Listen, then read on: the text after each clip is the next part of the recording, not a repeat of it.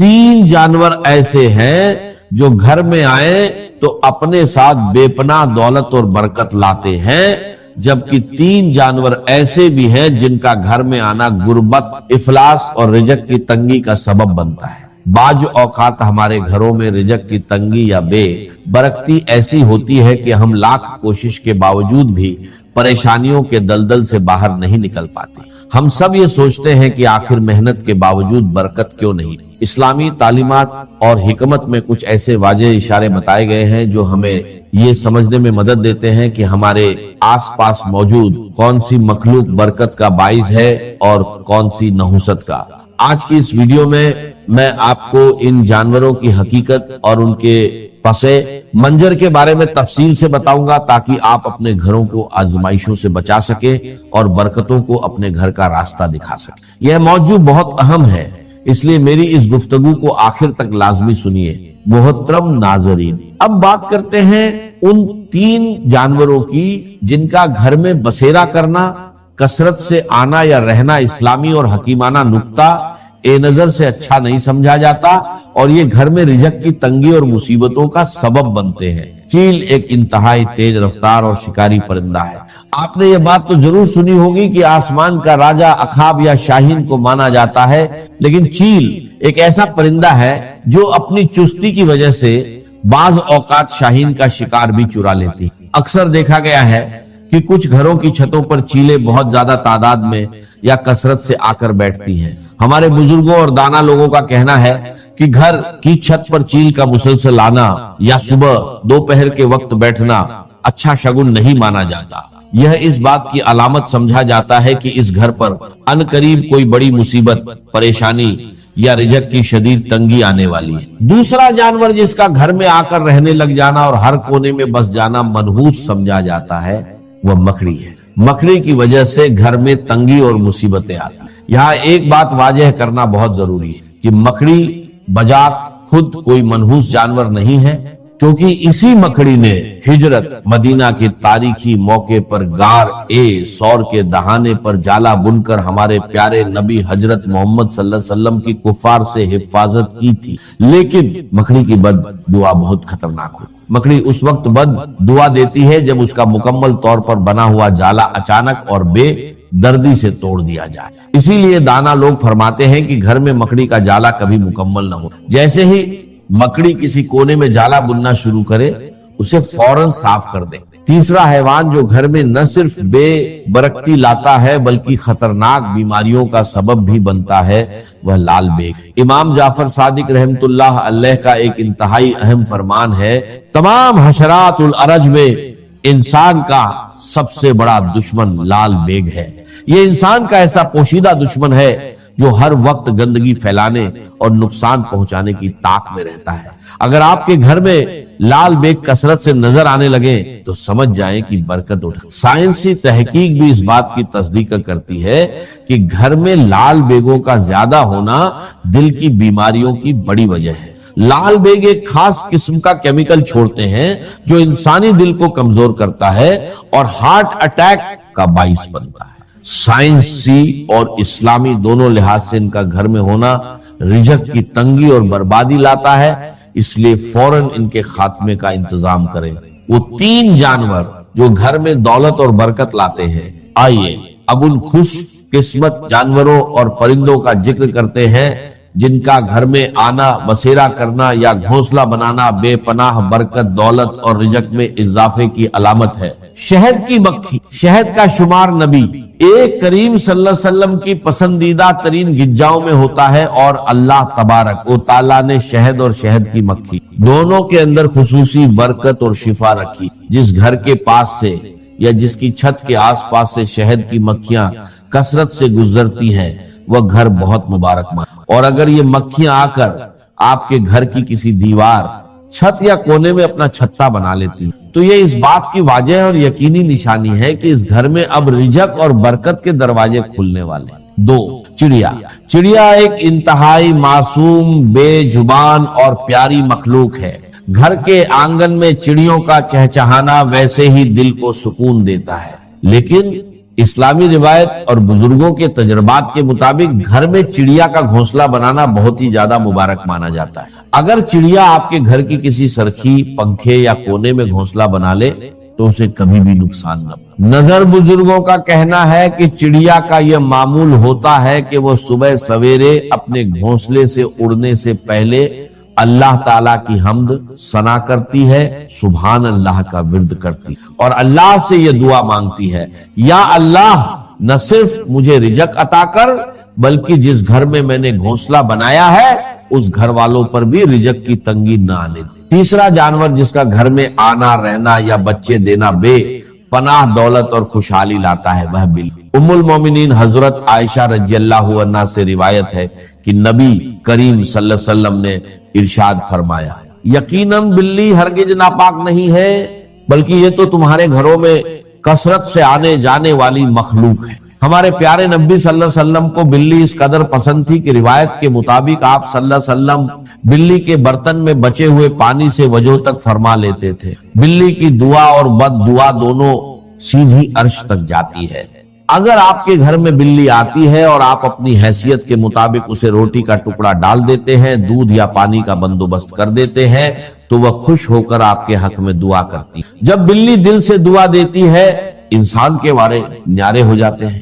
نتیجہ اور التماس، محترم ناظرین، قدرت کے اس پورے نظام میں اللہ تعالیٰ نے ہر مخلوق کی ایک خاص اہمیت رکھی۔ اگر ہم اللہ کی بے زبان مخلوق پر رحم کریں گے تو عرش والا ہم پر رحم کرے گا اور ہمارے رزق کے بند دروازے کھول دے گا۔ وہ تمام چیزیں جنہیں ہم نے ضروری سمجھ لیا ہے، درکار سمجھا ہوا ہے کہ یہ بھی ضروری، یہ بھی ضروری، یہ بھی درکار ہے، یہ بھی درکار ہے، اکثرت درکار نہیں، اس کی اکثریت جو ہے وہ درکار نہیں ضروری۔ اس لیے اب یا تو انسان اپنی کوئی دنیاوی حقیقی ضرورت پوری کرنے کے لیے وقت صرف کرے یا دین کی اور آخرت کی کمائی کے لیے صرف کرے۔ اب نیند ہے استراحت کی، یہ بھی انسان کی ضرورت ہے، یہ ضرورت پوری کرے۔ کھانا ہے یہ انسان کی ضرورت، لہذا اس کو تو اس کے اندر شامل سمجھیے۔ اب جو وقت بچ گیا ہے وہ سارا کا سارا آخرت کو بنانے اور کمانے میں دین کی خدمت کو لگنا چاہیے۔ کہاں بچ گیا آپ کے پاس؟ ٹائم بچا ہی نہیں۔ بس ٹائم جس کو کہتے ہیں، کوئی ہابی ہے جی میری، بس وقت گزاری کا مشغلہ ہے، وقت گزاری، لا حول ولا قوت الا باللہ۔ آپ کو وقت گزارنے کے لیے مشغلہ چاہیے، یا ضروریات زندگی کے لیے وقت صرف ہونا چاہیے، اور یا پھر وہ وقت لگنا چاہیے آخرت کے بنانے اور کمانے۔ جو دو چیزوں سے تیسری کیٹیگری آ جائے گی وہ مالا یعنی، اس کا کہ اس سے کوئی تعلق ہی نہیں، لا حاصل بے مقصد بلا ضرورت، یہ انسان کے اسلام کی خوبی ہے۔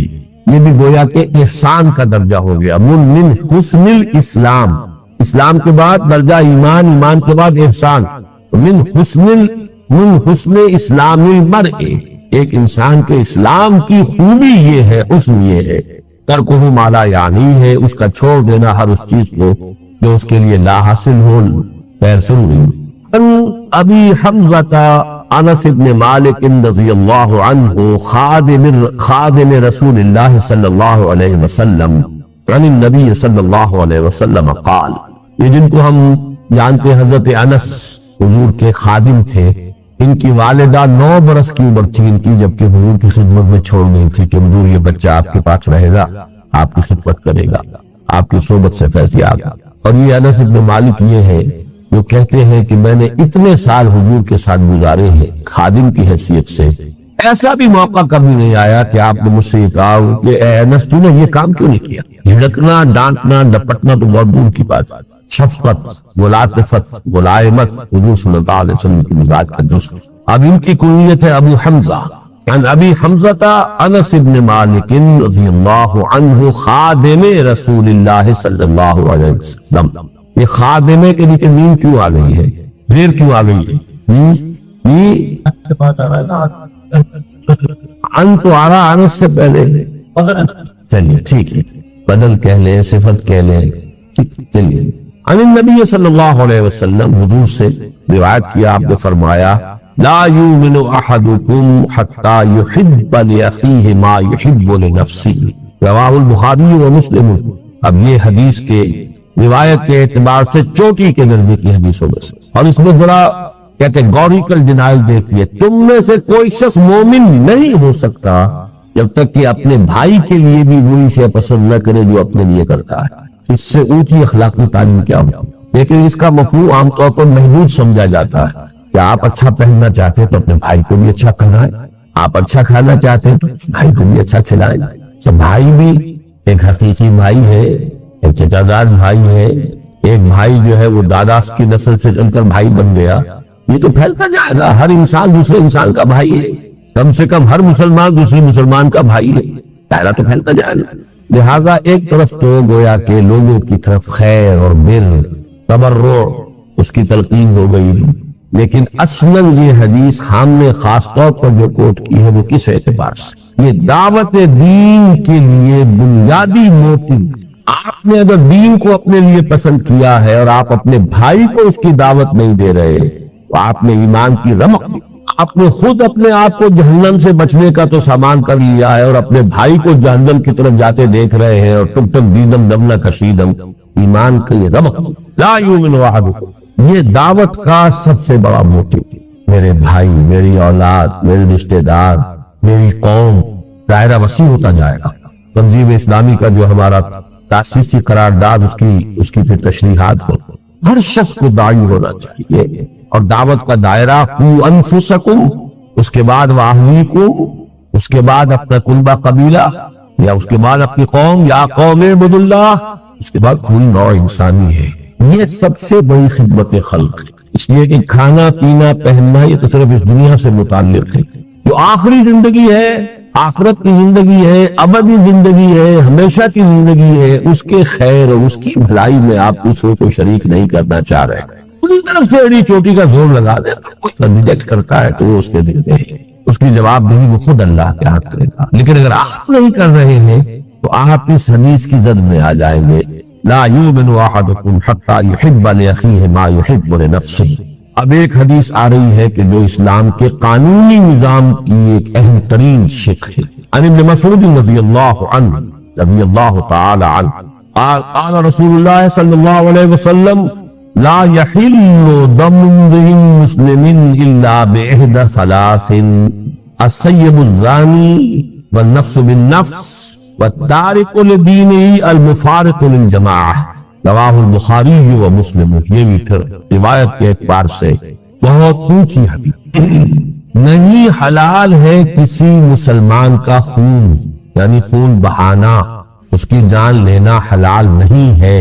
لا یحل دم امرئ مسلم، کسی مسلمان انسان کا خون جائز نہیں ہے، خون بہانا، قتل کرنا جائز نہیں ہے، الا باحدى ثلاث، سوائے تین میں سے کسی ایک شکل کے۔ السیب الزانی، شادی شدہ زنا کرنے والا یا زنا کرنے والی، رجم، ظاہر بات ہے پتھر ماریں گے تو سر پھوٹے گا اور جسم کے اوپر لگے گا، خون بہے گا، بار بار۔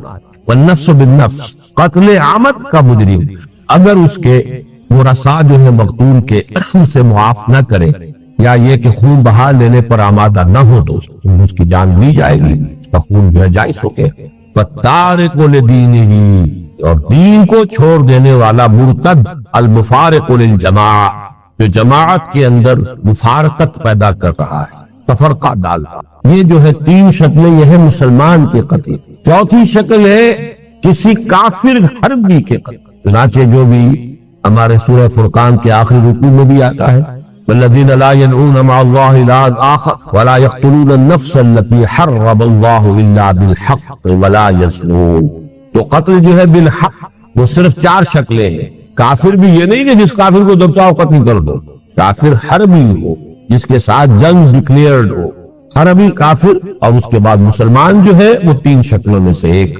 اب بدقسمتی سے اس رجم کے بارے میں چونکہ مولانا امین نصر اصلاحی صاحب نے بھی پڑھی، اجماع امت سے ہٹ کر اور ان احادیث صریحہ کو رد کرتے ہوئے بات کہی ہے، میں حال ہی میں انہیں خط لکھ رہا ہوں، آپ دعا کریں اللہ تعالیٰ ان کے دل کو پھیر دے، اللہ نے انہیں عمر طویل دی ہے، میں درخواست کر رہا ہوں کہ وہ رجوع کریں اپنے اس مرنے سے پہلے اللہ تعالیٰ انہیں اس کی توفیق دے دے، اللہ تعالیٰ دلوں کو بدل سکتا ہے۔ تو السیب الزانی، زانی یا زانیہ جو شادی شدہ، اگر غیر شادی شدہ ہے تو 100 کوڑے کی سزا قرآن میں آئی ہے، شادی شدہ کے رجم کی سزا قرآن میں نہیں آئی ہے، یہ حدیث و سنت سے ہے، اور اسلامی قانون کا بنبع قرآن کے ساتھ ساتھ سنت رسول، اور اصل میں یہ سنت رسول بھی نہیں ہے، اس سے بھی آگے بڑھ کر شریعت موسوی کا وہ قانون ہے جو منسوخ نہیں ہوا۔ شریعت موسوی اسلامی شریعت تھی، اب اس میں سے جو چیزیں منسوخ ہو گئی، ورنہ جو چیزیں شریعت موسوی کی منسوخ نہیں ہوئی وہ جو کی تو قائم ہے۔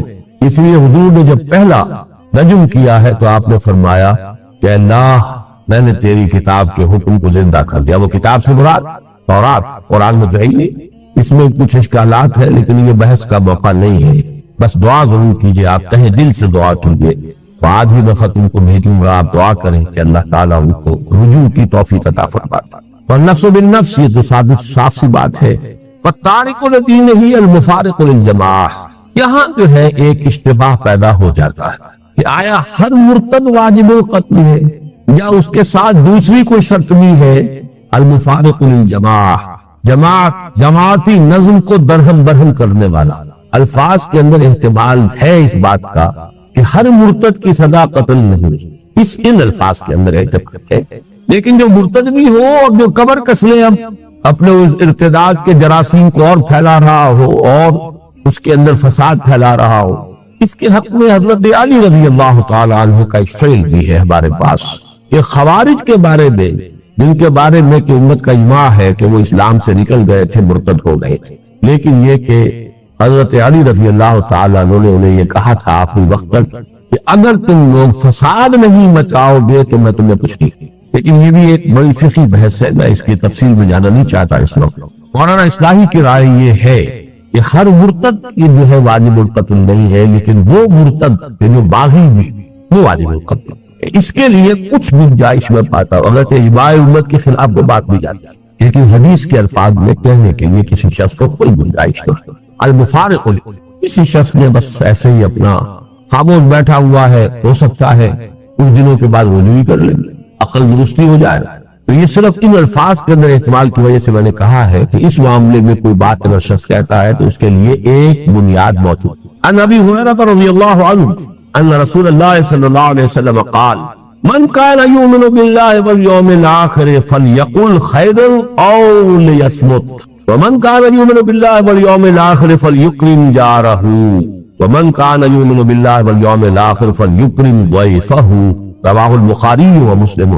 اب یہ دیکھیے، یہ اخلاق کے ضمن میں اخلاق عمدہ آفتاب انسان کے کردار کی خوبی اور بلندی، اس کے اعتبار سے نہایت خوبصورت حدیث ہے۔ جوامع الکلم، یہاں بھی لفظ آ رہا ہے حسن الاسلام، نہیں یہاں نہیں۔ من کان یؤمن باللہ والیوم الآخر، جو شخص بھی اللہ اس یوم آخر پر ایمان رکھتا ہو، سب سے پہلی بات تو یہ ہے کہ وہ زبان کو کنٹرول میں رکھے، فلیقل خیرا او لیصمت، یا تو اچھی بات زبان سے نکالے اور یا چپ رہے۔ یہ ہم پڑھ چکے نا تو معاذ کی روایت میں، سکلت قومک یا معاذ، یہ زبان کے جو حصائد السنہ ہیں یہی تو سب سے زیادہ جہنم میں لے جانے والے، کنٹرول۔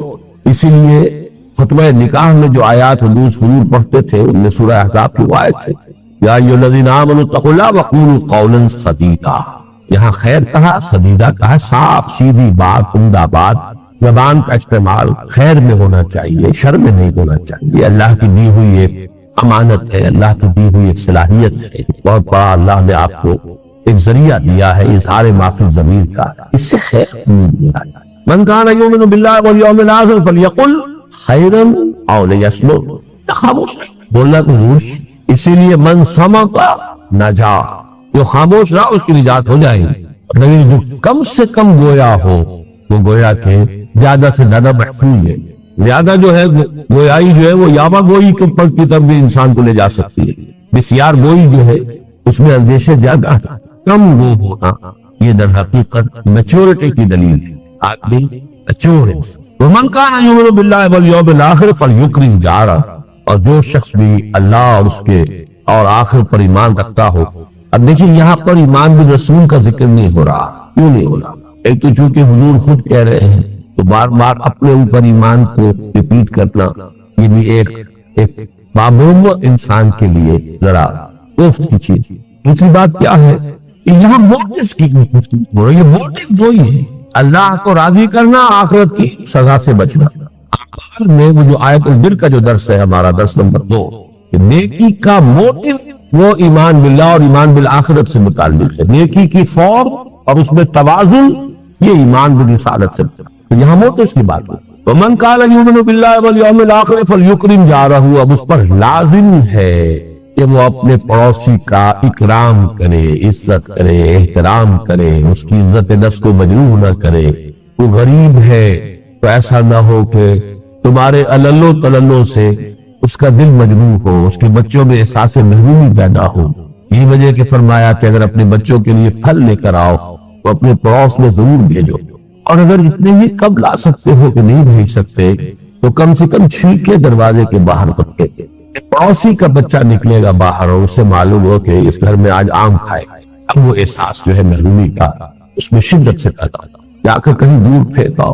اس درجے باریک بینی کے ساتھ جو ہے یہ اخلاق حسنہ کی تلقین محمد رسول اللہ صلی اللہ علیہ وسلم۔ وَمَنْ كَانَ يُؤْمِنُ بِاللَّهِ وَالْيَوْمِ الْآخِرِ فَلْيُكْرِمْ ضَيْفَهُ، اور جو کوئی بھی ایمان رکھتا ہو اللہ پر اور یوم آخر پر، اس کے لیے لازم ہے کہ اپنے مہمان کی عزت کرے، اس کا اعزاز کرے، اس کا اکرام کرے۔ یہ جو مہمان نوازی ہے اصل میں یہ بھی حسن الاخلاق میں سے ہے، اور واقعہ یہ ہے کہ جب تک تمدن فاسد نہیں ہو جاتا، چاہے کوئی معاشرہ کافرانہ ہو، لیکن ابتدائی شکل میں جب بھی معاشرہ ہوتا ہے نیسنٹ، جبکہ ابھی پولیوشن نہیں ہوئی ہوتی، اور یہ بڑے بڑے شہر جو ہے ان میں آ کر یہ چیز ختم ہو جاتی ہے، بڑے بڑے شہروں میں مہمان مصیبت نظر آنے لگتا، اس کی وجوہات ہیں۔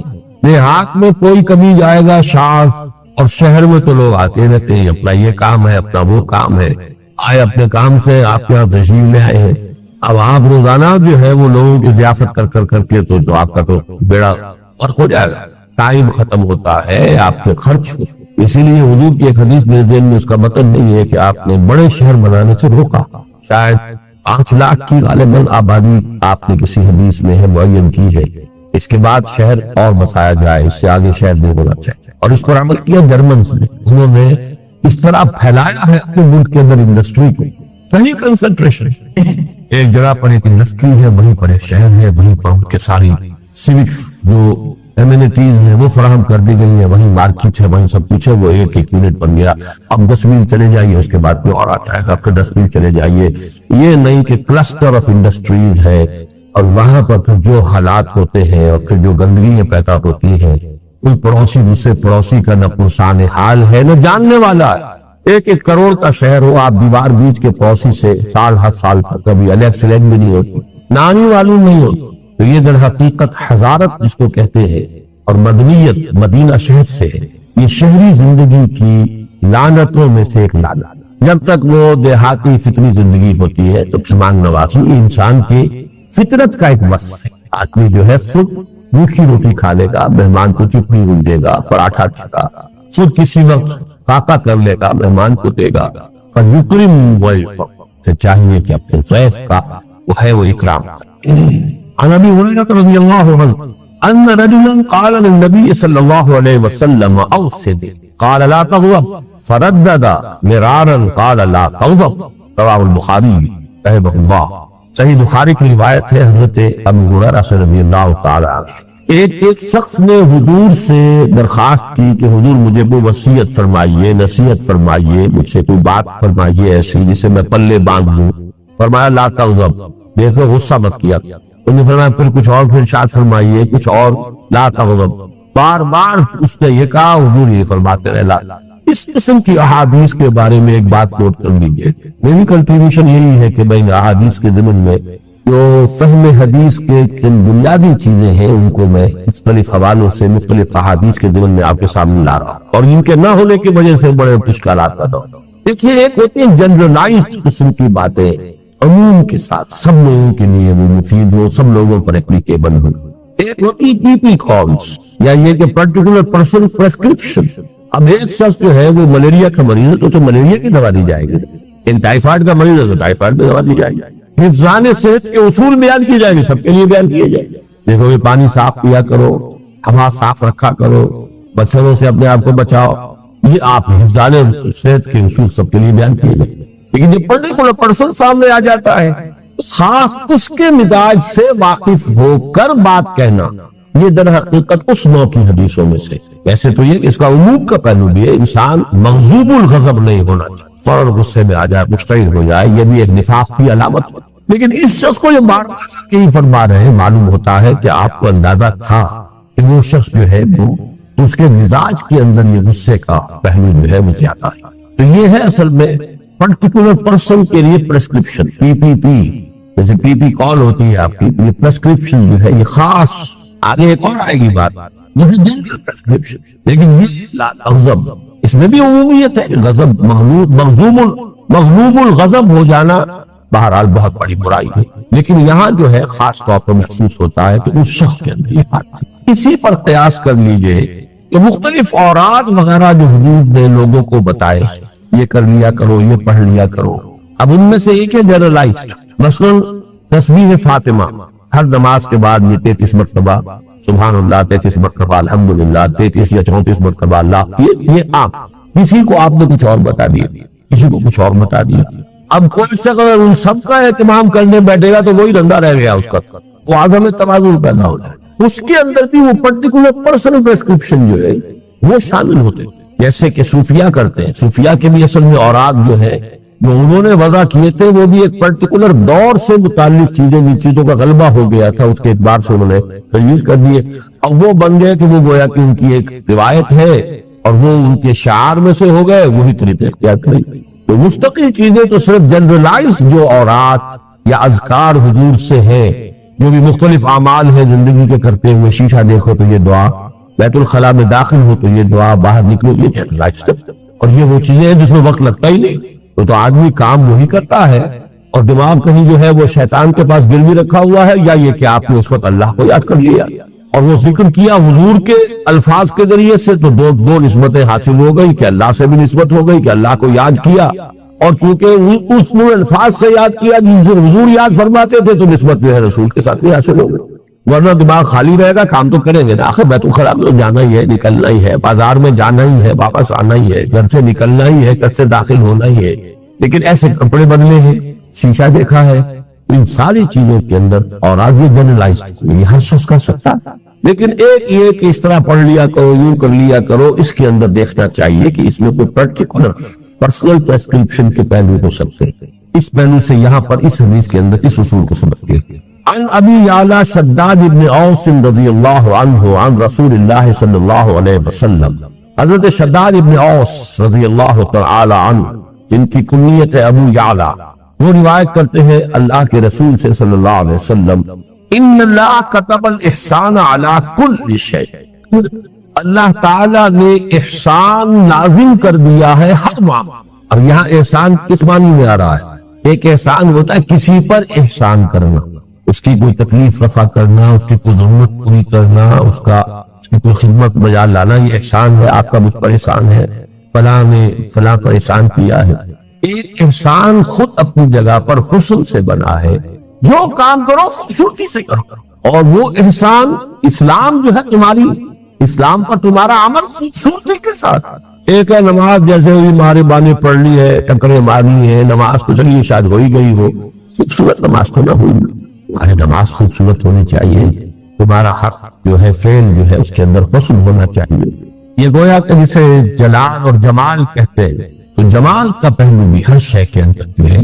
اب اس کی مثال دیکھیے، فَإِذَا قَتَلْتُمْ فَأَحْسِنُوا الْقَتْلَ، اگر قتل کرنا ہے تو خوبصورتی سے قتل کرو، اسی لیے یہ جلاد پیشہ بنا ہے۔ عام آدمی سے کہا جائے اس کی گردن مار دو تو گردن مارے گا، تو ممکن ہے کہ وہ آدھی کٹے آدھی نہ کٹے اور وہ تڑپے، یہ پیشہ کیوں بنا ہے؟ اس کی گردن مارنی ہے، ایک ہی واٹ کے اندر اس سے اتنی مشق ہوتی ہے، اور یہ سعودی عرب میں اب بھی ہوتا ہے، میدان العدل میں۔ یہ نہیں کہ اب وہ بکری کو ذبح کرنا ہے، اب وہ کھنڈی چھری لے لیے، رگڑے جا رہے ہیں، وہ اپنے جو ہے بیچاری جو ہے اس کی جان کے اوپر بنی ہوئی ہے، آپ ایس چھری پیے آخر یہ کہ ایک ہی مرتبہ کے اندر اس کی وہ منزل جو ہے وہ اس میں سے نکل جائے۔ قتل تو کرنا ہے، ذبح تو کرنا ہے، لیکن اس میں بھی حسن و خوبی، حسن ادا، حسن عمل، اس کو محفوظ رکھو۔ ان اللہ کتب الاحسان علی کل شیء فاذا قتلتم فاحسنوا القتلۃ واذا ذبحتم فاحسنوا الذبح وليحد احدكم شفرته، اور چاہیے کہ تم میں سے ہر شخص اپنی چھری کو تیز کر لیا وَلْيُرِحْ ذَبِیحَتَهُ اور اپنے ذبیحے کو راحت پہنچائے، یعنی ورنہ یہ کہ اس کے لیے جو ہے وہ کس قدر خوف تھا، اس کے لیے احساسات ہے، اس کی بھی جان ہے، جتنی کم سے کم مدت اس کو اس کیفیت میں گزرے یہ اس کا احسان۔ تو اسلام کا احسان وہ ہے ان تعبد اللہ کانک تراہ فإن لم تکن تراہ تراہ۔ عن ابی ذر جندب بن جنادہ و ابی عبد الرحمن معاذ بن جبل رضی اللہ عنہما عن رسول اللہ صلی اللہ علیہ وسلم۔ حضرت ابو ذر جو ہے وہ اپنی کنیت ہی سے مشہور ہے، یہ آج میں پہلی مرتبہ نام بھی پڑھ رہا ہوں آپ کا، جندب بن جنادہ، جنادہ کے بیٹے جندب جن کی کنیت ابو ذر رضی اللہ تعالی عنہ، وہ عبد الرحمن معاذ بن جبل، جو ابی عبد الرحمن معاذ بن جبل، اور حضرت معاذ بن جبل جو ابو عبد الرحمن ہے رضی اللہ عنہما، ان دونوں سے اللہ راضی ہو جائے۔ کون سے دونوں؟ ابو ذر اور حضرت معاذ۔ اب دیکھیے ابو ذر کا نام کسی کو معلوم نہیں، صرف کنیت معلوم ہے ابو ذر۔ معاذ بن جبل کا کنیت کسی کو معلوم نہیں، نام معلوم ہے معاذ بن جبل۔ لیکن یہ دو راوی ہیں، دو صحابی ہیں کہ جو روایت کر رہے ہیں۔ عن رسول اللہ صلی اللہ علیہ وسلم قال اتق اللہ حیث ما کن واتبع السیئۃ الحسنۃ تمحها وخالق الناس بخلق حسن، رواه الترمذی وقال حدیث حسن وفی بعض النسخ حسن صحیح۔ یہ امام ترمذی نے اس کو روایت کیا ہے، بعض نسخوں میں تو اس کو حدیث حسن صرف کہا ہے اور بعض میں حدیث حسن صحیح کہا ہے۔ یہ روایت کے درجے کے اعتبار سے ہے۔ اب یہ تین اس میں ہدایات آئی ہیں، جوامع الکلم تین۔